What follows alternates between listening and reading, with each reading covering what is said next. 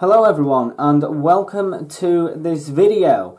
Now what I have today is a different camera. Believe it or not, it's the camera that I normally record with. For some reason, I don't know why, but I've never showed it off on the channel and said what it is and stuff. But before I do that, I will just point out that I am recording with this camera, which is my other camera that I got, which is also known as my vlogging camera. Whereas this one is my other camera that I do when it's on the tripod and stuff like that. But before we get into the actual camera itself, let's go over a few details. Now, what's the towel here for? Well, I've noticed with this camera, the Panasonic HDR-CX450, which I'm recording with, for some reason when I'm recording the box, the camera struggles to focus on it. So if I get something in there that's got lines and patterns on, hopefully it should be able to focus a bit better. But what this camera is this is a Sony HDR-CX450. Now there is a HDR-CX405. People often mistake this camera for the 405. And believe it or not, this camera, the CX450, is not actually that popular. The reason why it's not that popular, I think anyway, this isn't official statistics or anything, but I think it's because the CX405, which this one isn't, is the cheaper version of this camera, but it also loses some features that this camera does have. Anyway, yes, this is a Sony HDR-CX450 Handycam. It's got the specifications over here. So we've got a 9.2 megapixel still image recording, which as it's a camcorder, if I'm honest, the still pictures aren't that good. But I think that's normal with most camcorders. 60 times clear image zoom. It does have a good zoom on it. A 26.8mm wide angle lens. It does have a wide angle lens on it, which I find is useful because usually with wide angle lens, stuff at the edge of the screens ends up being warped, but with that camera it doesn't. We have a time-lapse capture, which I don't really know the point in that, because usually when I do a time-lapse I just record it normally and then time-lapse it in the post-production. And it does have a 5.1 channel microphone, which I must admit, even though it's a built-in microphone, it's one of the best microphones I've ever heard on a camcorder. It's better than this one that I'm recording with as well. And then it's got all these features down here. Full HD, Sony's XAVCS encoding format, which in my opinion does look better when compared to the AVC HD progressive encoding format. And yeah, well, it just features all of these features. And there's some more features. So we have a steady shot, which is basically if you're walking, you turn it on and it will stabilize the image for you. Anyway, let's take a look inside the box. So if we flip this bit down, flip it up like that, open it out like this, and I'll get into this paperwork in a minute. And then in there is just all of the extra features. So down there we have the battery bag where the battery came in. The camera came in this bag. That in there's the receipt. I won't show you that. It does also come with a micro HDMI to standard HDMI, as this camera uses micro HDMI. And we have the 3-pin charging plug there, which is the UK standard plug. I don't use the plug because you can just charge it from USB, and I do that as I always have the USB cable out. And it's off screen, but I'll get it in a bit. So we've looked at the box. Now let's look at the camera. So as you can see, it's a Sony HDR-AVC HD progressive camera, Handycam, la-di-da. There's a specification. There's some more information about the megapixels. It says it's a wide angle lens, and then at the top there, I think it's pronounced Zeiss or something, but it features Zeiss lenses, which I believe are some of the best lenses you can get, but I'm not sure. Then we've got the NFC thing, NFC logo, micro SD XC, and then that, which I'm not actually sure what that is. What is that? Oh, memory stick. Yeah, it says it on there. See, memory stick. Then on top, see we've got a 60 times clear image zoom with Zeiss Vario Tessar lenses. Then here we've got a X-More-R sensor, optical steady shot, and a 5.1 surround sound microphone and Wi-Fi. Then we've got the, what's this called now? W&T. I think it's like wide and telescopic or something like that. Basically zoom out and zoom in. Then we've got the push to shoot photo button. Now what I find quite useful with Sony cameras is, do you see this cable here? They have a built-in USB cable that you, let me get it now. So this is the USB cable that comes with it. As you can see, it's got the Sony branding on there, as it is a Sony camera. But Sony cameras come with a USB cable like that in order to transfer your files, and then that's just a USB plug type thing, and then just plug it in like that, and then just plug the other end of the cable into your computer, and then you will be able to access the files on it. I don't know why, but I think that's quite a nice little feature that I think pretty much all Sony cameras made these days have it. And then you see that little plastic casing in there, you can just see the edge of it, and the USB just goes in there like that. So before I turn it on, I will get into some of the specifications. Now I could have wrote them down, but before recording I checked the manual and they actually have them in here. So let me just find them, they'll be at the back. Specifications, here we are. I won't go over everything, I'll go over the basics, like, I won't go over the recording formats, I'll do that when we actually get into the camera. Starting with the sensor, we have a 3.1mm 1/5.8 type CMOS sensor, which is recording in a 16:9 ratio, and it has a max of 9.2 megapixels, which is that resolution. Now that's what interests me, is that this camera, this Sony one, has that sensor in it, but this Panasonic camera also has what I believe is the same exact sensor, but yet somehow this Sony camera can record a sharper, more crisp image with the same sensor.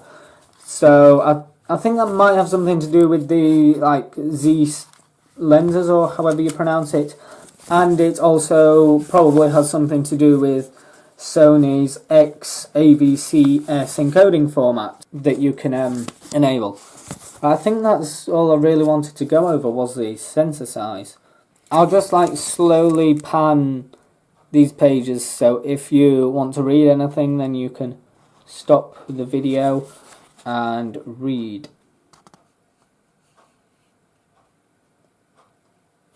Okay, then we've just got some more promotional material and stuff in there that Sony put with all their cameras. Well, I think every manufacturer does it. Now with this Sony camera, see how it's turned off? Open it and it's on.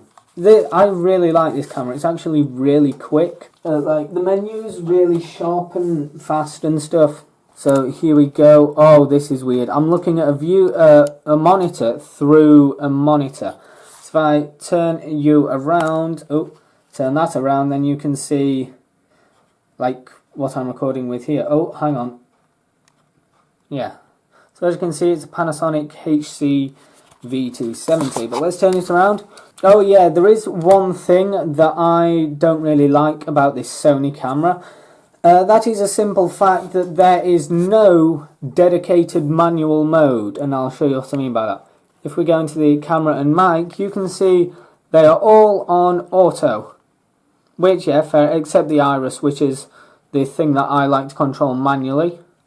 Oops, it's because I'm looking at it through a viewfinder. Now if I actually look at the screen, then let's say we want to do the spot meter. I don't know, there we go, I've put that on there.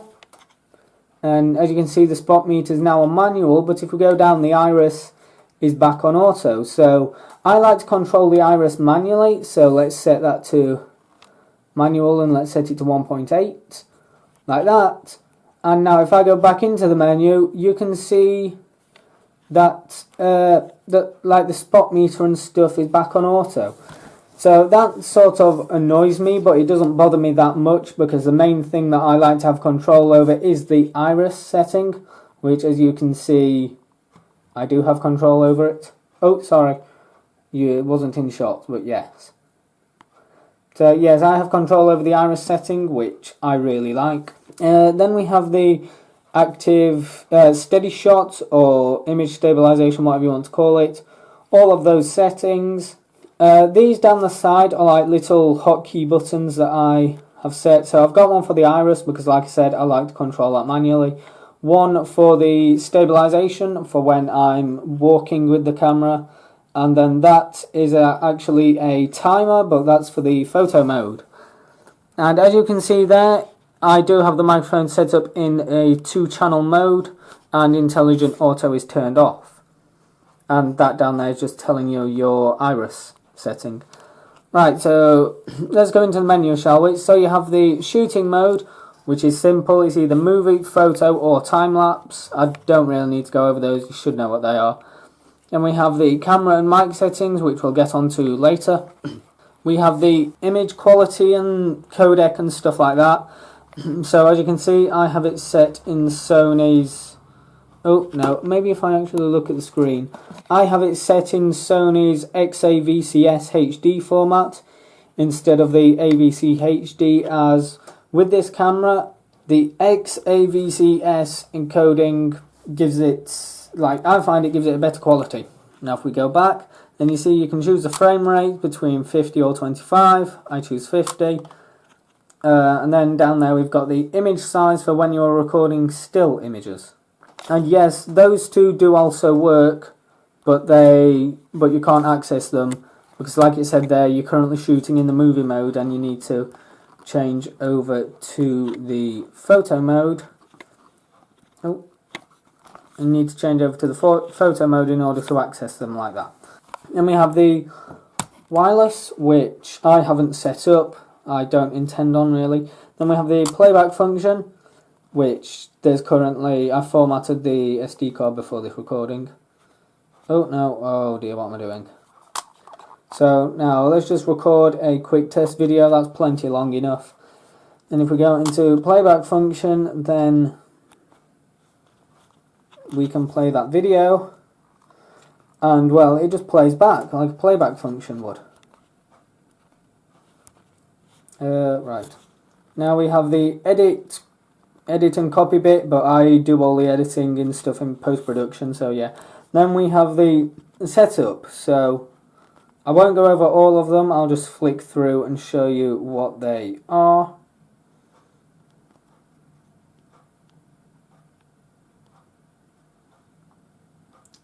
Like that. That's it for that one. Now let's go to the camera and mic settings. So as you can see, we have white balance, spot focus, stuff like that. Hang on, why is it not showing? Because I'm in playback mode, that's why.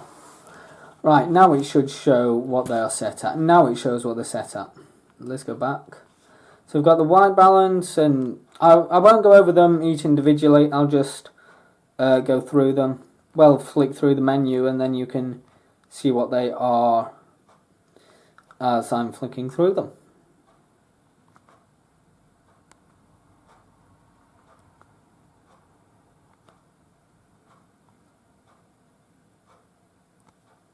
Oh, that's it. So that is the menu. Well, like the very basics of how the camera works. So now what I'm going to do is show you what's on here. Let's turn it off first. It does come on automatically when you open it, and it does turn off automatically when you close it. And as you can see, it's got an automatic lens cover type thing. I do believe there is a function somewhere to turn that off, but if you want to, you can also turn it off manually and turn it on manually.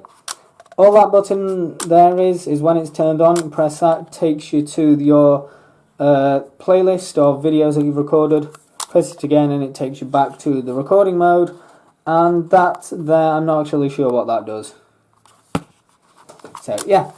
Now this camera does have a built-in speaker, as you can see there. I don't know how good it is because I don't usually play them back on the camera.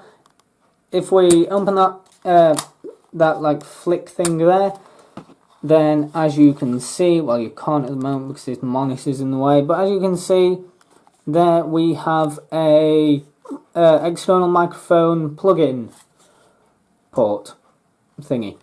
And then down here we have the other ports. So there is a micro HDMI out, and there is either the SD card or the M2 slot. Now if you have a SD micro card, so if you have one of those, then you need to put it in with the golden pins on the bottom facing down